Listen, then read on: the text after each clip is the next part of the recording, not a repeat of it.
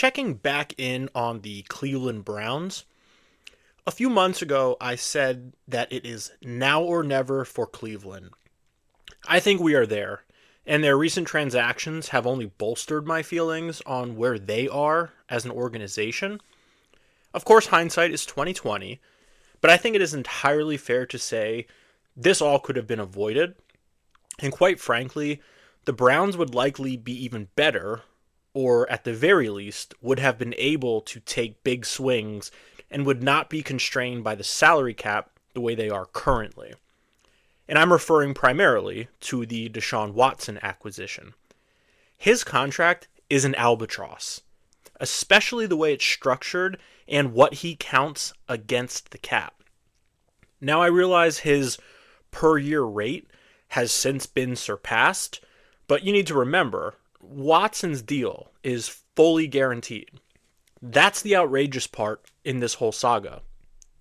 I think we are still several years away from seeing quarterbacks getting guaranteed money in the vicinity of 250 million plus, and it's what makes this whole situation that much more disappointing. Watson signed his extension after the trade in the 2022 offseason.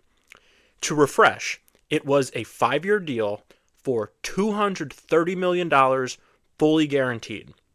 You heard that right. $230 million fully guaranteed. It was and still is the only contract of its kind. I would venture to guess we will not see another quarterback get that kind of guaranteed money until at minimum 2026 or 2027. And that would be, depending on when they are due, Patrick Mahomes, Lamar Jackson, Josh Allen, Burrow, Hurts, Justin Herbert's next deal. You get the idea. The reason I bring those names up is they have all eclipsed the individual performance and or led their respective teams to more success in the postseason than Deshaun Watson has. Watson had an injury-shortened rookie year in 2017. It gave us a glimpse, but it was a shame it ended prematurely. And then, to his credit in terms of the on-field results, he rehabbed and came back to where he would play 47 of the next 48 games over 3 seasons. And the Texans made the playoffs in 2018 and in 2019. Remember, the Texans were up big on the Chiefs in that playoff game in the lead up to the first Mahomes Super Bowl. At one point in the second quarter in that game, the Texans were up 24-0. I think that game gets lost to some extent, being that we're now sitting here in 2024 and this Mahomes, Kelsey, Reed era has been to 4 Super Bowls and won 3, including these past 2 back-to-back. But that was absolutely incredible. I know Mahomes was technically in his 3rd year at that point, and it was his 2nd year starting. But when you think about it, to come back from 3 scores down in the Texans game, and then be down double digits to the 49ers in the Super Bowl, that was an absurd path to their first title. But back to the Browns. I think it would be nearly impossible to, from a value perspective, get back in production what they ultimately traded for Watson and then paid him in actual dollars. I do not think that was ever reasonable to expect. The Cleveland Browns would have had to make the playoffs every season and win a championship in one of those years to justify the trade package. We are now into year 3 of the contract. Watson missed the majority of the 2022 season due to the suspension, and then again in 2023 following the season-ending injury. Deshaun Watson has played just 12 regular season games for the Browns up to this point. And in addition to his availability being less than what the team has been hoping for, he has been ineffective when he is on the field. And that is the larger issue.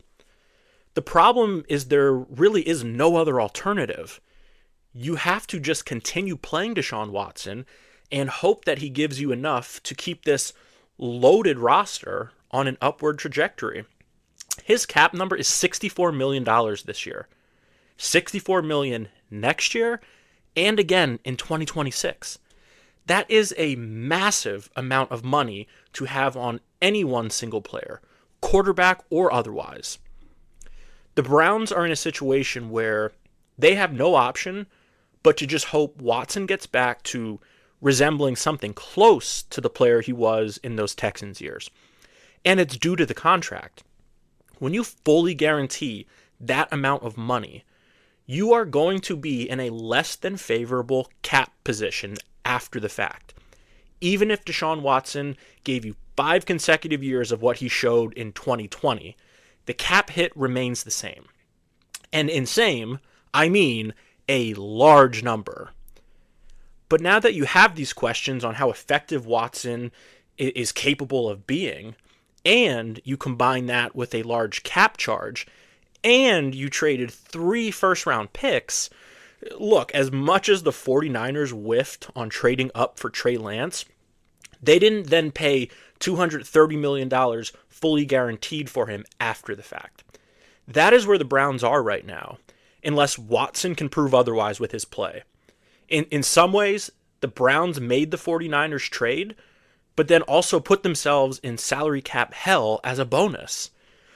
To put this in perspective, in 2026, Deshaun Watson's dead cap number is $73 million, which, even with the ever-increasing salary cap, from a percentage standpoint, that would still be a huge proportion of the cap.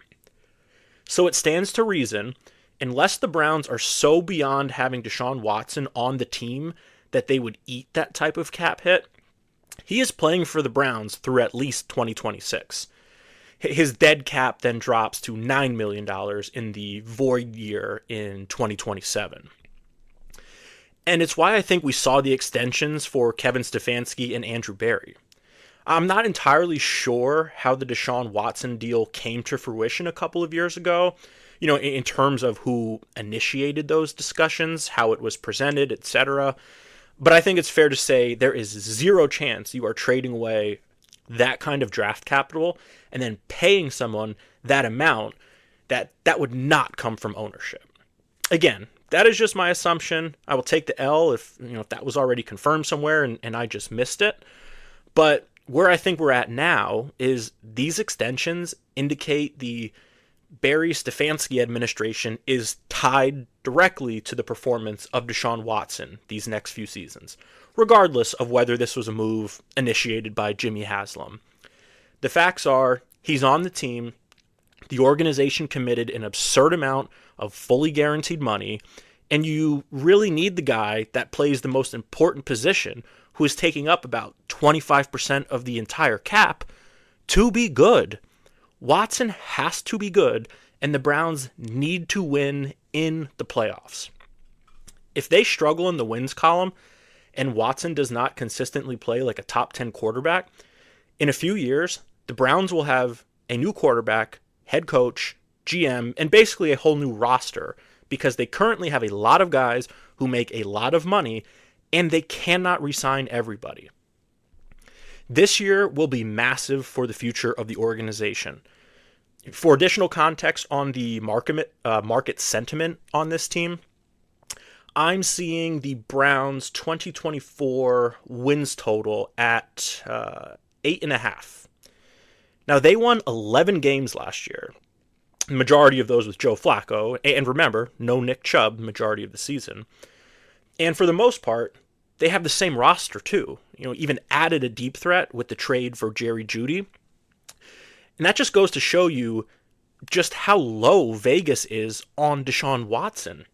And I'll also remind you, the AFC North saw all 4 teams finish above 500 last year. So even if the Browns eclipse that 8.5 wins total, and let's say they win 9 games, 9 wins did not get the Bengals into the postseason last year. 10 wins got the Steelers into the wild card, which was a road game in Orchard Park against Josh Allen and the Bills. Do you think Deshaun Watson would stand a chance against Josh Allen in a playoff road game? You think he could lead his team to victory in a playoff game against Joe Burrow or Lamar Jackson? Until we see otherwise, And I don't think this shoulder surgery is going to be any major inflection point, by the way. I don't think a Deshaun Watson led Browns offense could beat Tua and the Dolphins. I don't think he would beat Justin Fields, Russell Wilson, Steelers, if the seeding worked out where they faced off in the first round. So let's keep an eye on the Browns and see how this 2024 season gets started. I will be candid. I would not be overly confident in taking the under on the 8.5 wins. I just think when you take into account they have Kevin Stefanski, who is a two-time coach of the year, and a ton of good players on both sides of the ball, it would require an epic meltdown for the Browns to not get to at least 9 wins. But I do think there's a solid chance they eclipse their wins total, but either do not make the playoffs or get bounced in the first round on the road. Appreciate you all listening, and my apologies to the dog pound, but I gotta call it like I see it.